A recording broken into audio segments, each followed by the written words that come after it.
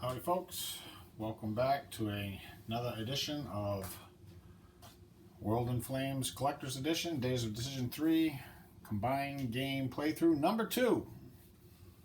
Today we will be doing the March-April 1936 turn. To recap a little bit from the last turn, we saw an Italian attack in Ethiopia that was successful to a limited extent. And the political phase had every major power get the option of doing a political option. So we'll be starting off this turn with probably going over the starting money, and then we will go right into the bidding for political options. So let's get to it. Okay, starting money for this turn, we have Germany at 3, Japan at 2, Italy and the Soviet Union at 0, the Commonwealth, France, USA, and China are all at 1. So there's not a whole lot of money to go around. So basically, a lot of the major powers decided to take a pass on this turn. I have, however, written down the bids for the two major powers that I felt would probably bid regardless. So what we have is Japan bidding 1 and Germany bidding 1. Now, so how does that work? So you take the money that the major power bid, you add to that the previous turn's political position. In this case, for the German bid of 1, they had the first political position, and political initiative, so that would add a +4. So that's a total bid of 5.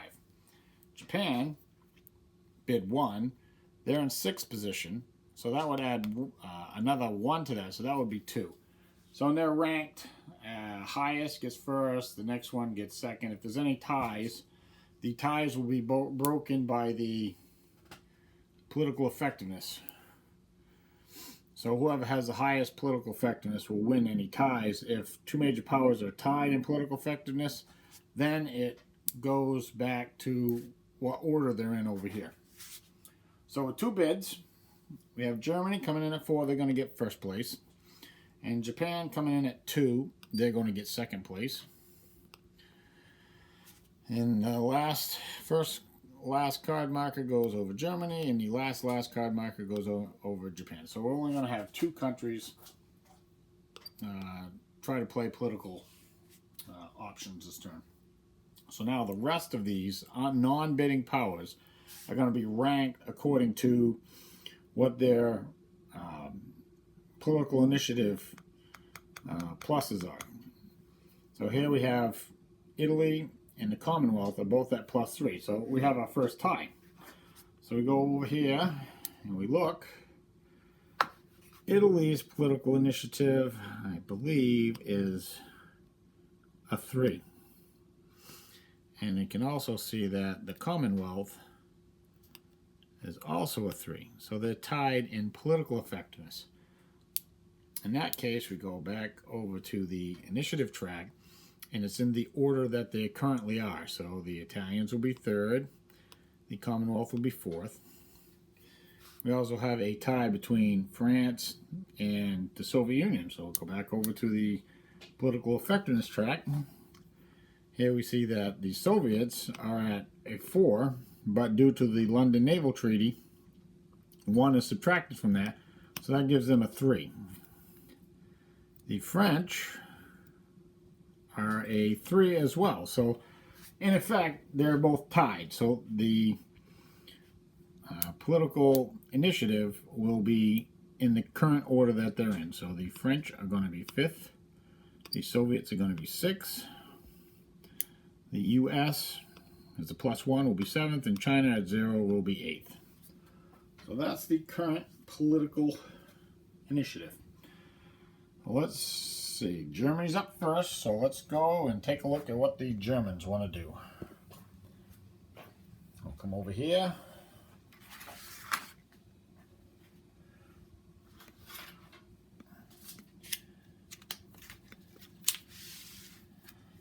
Okay, I think think the Germans are going to do a minor economic agreement. Now, why would they do that? Because they have a lot of factories that are unused, and there are a lot of miners out there where they can get resources from just politically rather than militarily. I mean, the Germans are in no position right now to do anything militarily. I mean, the Wehrmacht is basically a shadow of what it will become. I don't really even think they could take out one of the larger miners, never mind anything else. So they're going to try this politically. They're going to probably pursue this course of action for most of the game while they're neutral. So, minor economic agreement. Who's Germany going to sign that with? They're going to try to sign that with Sweden. Now, let's read the prerequisites. This option may not be played against minors powers that are at war, already in a civil war. Neither of those are relevant with Sweden. To make an economic agreement, the major powers' initiative must be less than or equal to the minors' willpower. Well, we go take a look at the minors. This is the minor country chart. And take a look at the minors' willpower for Sweden. And we have Sweden right here. Look down here, we see the willpower is 2. So they're a very strong-willed country. The lower the willpower, the stronger the will that the country has. Germany's initiative position is 1, so that is less than the willpower of Sweden. So she will be allowed to sign the minor economic agreement with Sweden. What does this entail? There's no U.S. entry. There's the only minor country effect is that Sweden will gain a +1 for signing the agreement with Germany, and it will cost Germany 4 money. So I will take care of that, and then I'll be right back with picking a minor for Germany to activate. Okay, I put the German influence marker in Sweden. So now we're at the point where Germany gets to activate a minor. But before I do that, what I like to do is kind of talk about what I think the strategy is going to be for each major power going forward in this game. Because some of you might be saying, oh, why is he doing that? Why is he doing that? Well, this is going to be something behind the strategy of each major power. So with the fascists, they have lots of factories and no resources. So they need to gain resources, especially if they want to try to win this game. So the early part of the game, 36, 37, 38, you're probably going to see the fascists doing a lot of minor economic deals. You might see a war in Asia. That's a possibility somewhere down the line. You're generally going to see them try to develop any kind of resources they have access to. Germany especially, Germany wants to try to get as many minor allies as she can. I mean, she's already kind of talking with Italy right now about what to do with the minor countries in the Balkans. You know, who should get what, who should align where. I mean, they're both kind of talking about maybe a coup here or there. So there's little things going on with the fascists. As far as the communists go, well, the communists are basically right now, they're just a USSR. The Soviet Union knows she's probably going to end up at war with Germany, maybe even Japan. So to that end, she wants to make sure she definitely doesn't have a two-front war. So she may actually try to do some kind of treaty deal with Japan, something along those lines. Not really sure how Stalin wants to pursue this at that case, or for that case with the Japanese. Stalin also wants to try to secure his western borders as much as possible. And to do that, he wants to try to get buffer states against what he perceives as the potential threat of Nazi Germany. So his goal is going to be to build up the Soviet Union. I mean, just had a purge. I mean, it just gutted the Soviet army to the most part. He's going to try to build up the Soviet Union, maybe build some fortification hex sites here and there in strategic places. Even could take out a minor here or there if he thinks he can get away with it. Well, that's basically going to be his strategy, okay, as far as the Soviets go. Now, the democracy is a little bit different. China just wants to survive. Okay, she wants to survive as best as possible. She knows she's going to end up probably at war with Japan at some point. She also knows she's got a problem with the communists. Now, there's always a possibility that a Chinese civil war could break out. That would probably be disastrous. If that was to happen, Japan would most definitely take advantage of that. And then there would be a war on the continent, on the mainland with Japan. And that's, if the nationalists are fighting the communists and then the Japanese attack them, it's probably going to be pretty bad. So China wants to try to do something with the communists, maybe even just eliminate them, something along those lines. I'm sure that won't make the Soviets happy, but she's got to think about how to approach this at this point. France and the Commonwealth, they want to get a level 3 treaty as soon as they can, and then they want to start bringing in minor countries into that network. Excuse me. There used to be something called the Little Entente. It's basically all the little countries in the Balkans and in Eastern Europe. The French would love to get some kind of alliance network with them if they could. That would really put the pressure on Germany. If Germany went to war with France, it would divide their forces a lot. To that end, minor countries like Poland, Hungary, Yugoslavia, Greece, all could be brought into the Little Entente.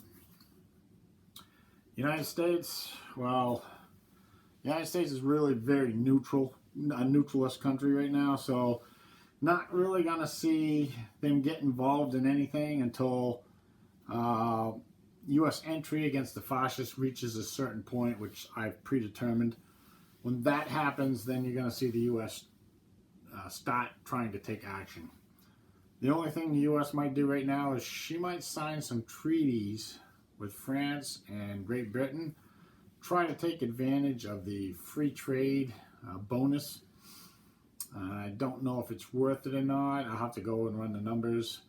But that's something that the United States could be looking at sometime in the near future.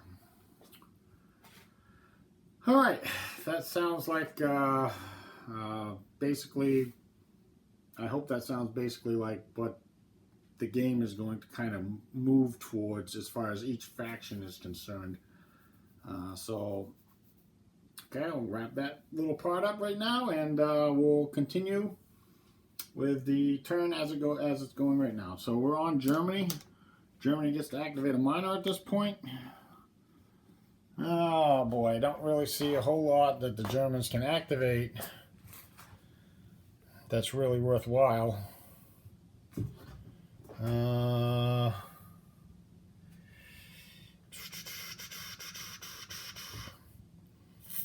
I'm thinking, I don't want to do that.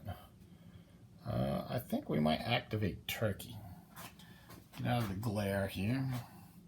We got a -2 Commonwealth in there. And a couple of a 1 and a -1 for the U.S. So that could drive Turkey away from the democracies anyways. What else could we activate? Italy would love to get an alliance with something like Saudi Arabia or Iraq or something like that. That would be great from Italy's perspective, because she definitely needs the oil. There's really no way to get oil unless, okay, that's not going to happen. Okay, so I think we're going to activate, strange as it sounds, I think we're going to activate Poland.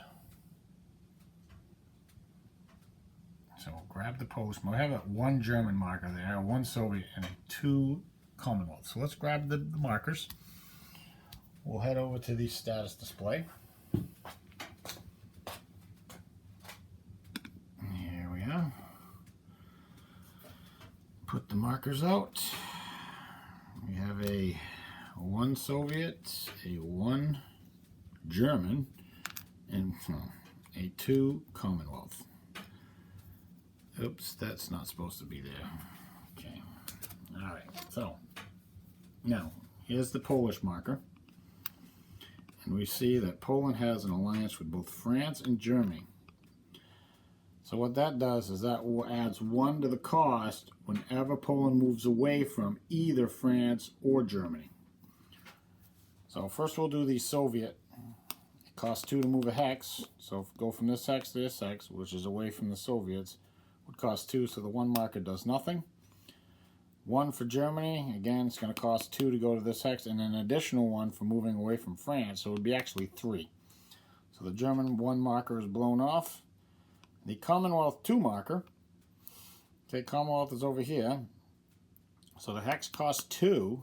However, they do have an alliance with Germany, which means it'll cost an extra 1. And I'll show you that chart. It's right down here at the bottom. It says minor activation. See if I can drop my camera again. Okay, so movement costs 2 per hex, modified by -1 moving towards you in your ideology, +1 moving towards you in another ideology, -1 moving away from every major power at war with a minor, +1 moving toward any major power at war with a minor, +1 leaving a hex occupied by a major power, control the minor, +1 crossing a boundary, +1 moving away from any allied major power. That's it right there. And then the minimum cost for each hex is 1. So that 2 points for the Commonwealth actually does nothing. Germany wanted to make sure she got rid of those 2 points.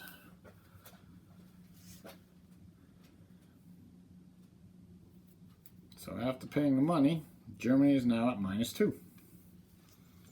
Okay, now we roll to see if the political phase ends. Roll a die. It's anything but a 1. Roll a 7, so the political phase will continue. Well, the first last card will move down to the last card, and we're on Japan, which will be the last major power to play a political option. Alright, the Japanese have decided they're going to do the Tenzin crisis. Excuse me. So the prerequisite for this is Japan's initiative position is less than the Commonwealth, France, and the USA, and Japan is at peace with the Commonwealth and the USA. Japan's initiative position is 2, and all those other countries are higher than Japan. Okay, so let's see. Okay, there's some minor country effects there. The U.S. entry is going to be a +5. The Commonwealth will provide a Malaysian resource to Japan while they are not at war with each other. So there, we'll show you where that is. There's Malaya. There are 2 resources right here. So Japan will have access to 1. I keep moving them things around. Actually, I think that's in Medan. Right there. Okay. So I will put these the minor effects markers out and be right back with activating a minor. All the effects of the Tenzin incident have been recorded. And now it is time for Japan to activate a minor. Let's see who she's going to activate. I think I looked it over, and I think Japan is going to activate Chile. She has a +2 there. So go over to the status display. You can see that, this time I put Chile on top. Nothing like Chile on top. Alright, we got 2 points. That's going to be able to move it 1 hex closer to Japan. So we can go either here or here. I think probably this one is better. When the hex in question doesn't make a difference towards the minor, towards the major power from the minor, In this case, this hex and this hex are the same distance from Japan. I always put it in the hex that's most advantageous to that major power.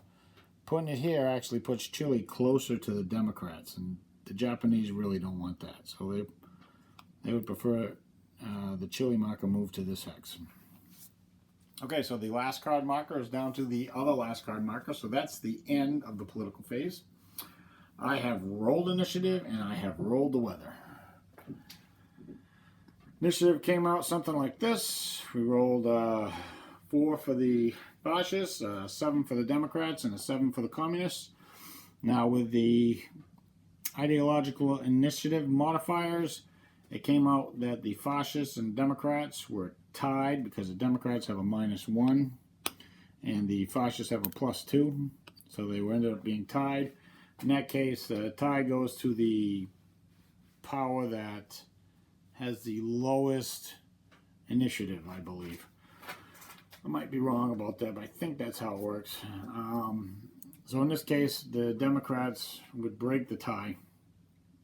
And they chose to go after the fascists, and the communists, who had the highest initiative, chose to go first. The weather roll was a 4, which was modified to a 6. And in that case, we get storm in the Arctic, rain in North Temperate, fair in the Med, fair in North Monsoon, rain in South Monsoon, and fair in South Temperate. So first up we have is the fascists. Well, Germany and Japan aren't really doing anything, so I really don't need to move anything around over there. The Japanese will be sailing 1 transport out. Let me grab my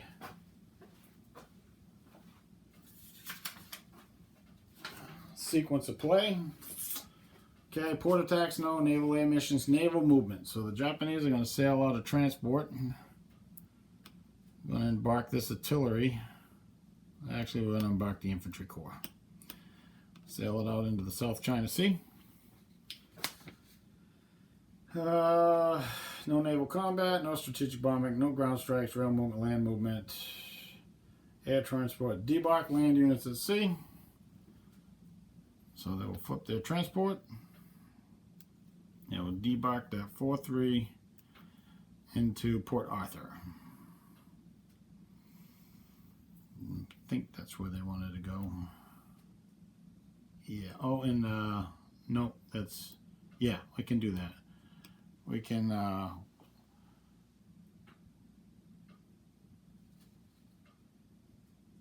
Okay, so we're debark. Invasions, no, obviously. Paradrops, no. Land combat, no.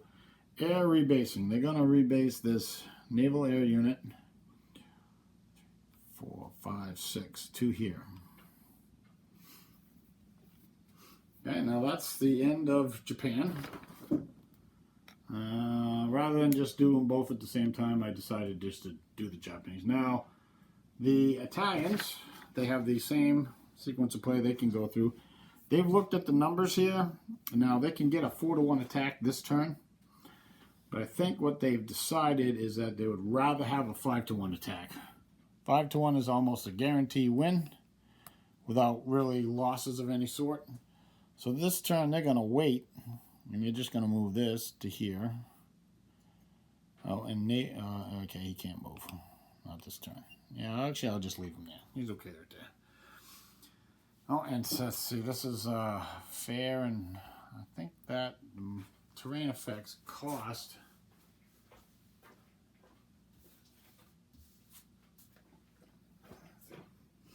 Mountain for motorized in the Pacific zone is 6. So yeah, he'll be flipped over. So that's pretty much going to draw an end to the Italians for this whole turn. They'll wait till next turn. They're not in a big rush at this point. They would rather make sure they get it without losses if possible, rather than take a chance. They kind of, the last turn when they made that 2-1 attack, that was just, you know, me deciding it'd be dicey, but really probably shouldn't have done that, but that's all right. Okay, so that's the end of the Italian turn. So we'll move the marker up a couple.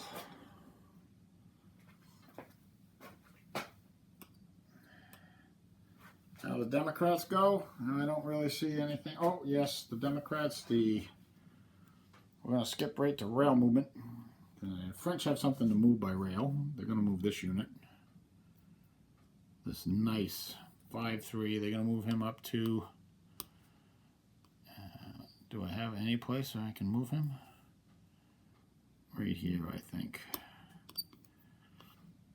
Strasbourg, he gets flipped over.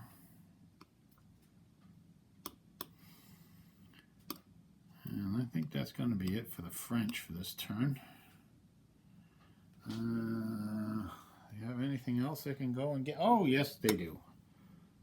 So, they're going to move this guy out to here. Western Mediterranean. Going to embark this. I actually probably shouldn't do that. The Italians might take advantage of that. So, yeah, I guess the French are done. The British have really nothing to do.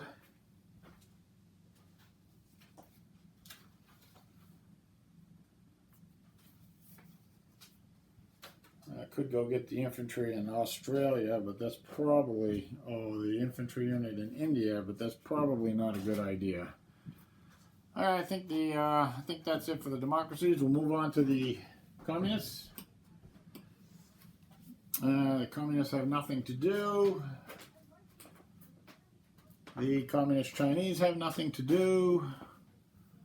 Do I have any rail movement? No, I don't really have any rail movement. I don't really have any units. The Soviet army's been more or less gutted. So, they have nothing to do. So what I'm going to do is I'm just going to run through the rest of the turn. And then we'll probably pick this up at production. Okay, so the turn ended on impulse number 16. The weather, that was the communist impulse. So there was no adjustment to the ideological initiative. The weather for the last turn was really miserable. Snow in the Arctic, snow in North Temperate, rain in the Mediterranean, rain in North Monsoon, storm in South Monsoon, and rain in South Temperate. Really, really bad weather. I've gone and calculated the production. By the way, I want to make an error that I made last turn. I forgot to add in the protectionist bonus production points, and rather than go back, I decided it basically affected them all the same, so I just left it. Alright, so this is what we got for production. Okay, so that was Germany. Germany started with -2, produced 6, saved in oil, and ended up with a total of 4. She spent 1. She pulled the admiral share out of the production, out of the repair pool. So that will go 2 turns down the track. Remember that we're using the London Naval Treaty Rules, and that the lowest 2 major powers with naval ratios, the lowest naval ratios, get a -1 to their political initiative. And now, this is actually going to give some imperative for major powers to build navies, including the Soviet Union, because right now they're getting a -1 to their political initiative. Okay, so let's move on to Japan. Japan started with a -1, produced 3, had a total of 2, and spent 2. They pulled the Hai, battleship Hai, was it? Yep. Out of the repair pool. That cost them 2. The Italians started with 0, produced 2, a total of 2, and spent 0. The USSR started with 0, produced 3, for a total of 3, and spent 3. They are building an infantry army. Now the big spender of the turn is the Commonwealth. They started with 1, they produced 6, saved in oil. The Soviet Union and Japan both saved in oil. That gave them 7, they spent 6. They pulled the Valiant out of the repair pool, that cost them 2. Built a tanker point, a convoy point, and a pilot. Total of 6. The French, that glare is just killing me. That's with the lights. All right, the French still don't have any oil to save, but they did produce 3. They started with 1, and I gave them 4, and they spent 5. They produced a convoy point. They are building a territorial. It is the Tunisian territorial, and they are building a garrison corps. Okay, the U.S. started with 1, produced 3, saved in oil, and that's a total of 4. And they spent 4. They pulled the Salt Lake City out of the repair pool. They built a convoy point, a combat air group, and pulled the Wasp out of the cups for her first cycle. China had 1, produced 1 for a total of 2, and spent 0. So I will get these on the circle, the production circle. I keep wanting to call it a spiral. And take a look to see how long we are. I'll probably just upload this video. And, oh, well, until I get the next one done, thanks for watching. And if you like it, subscribe. And till next time.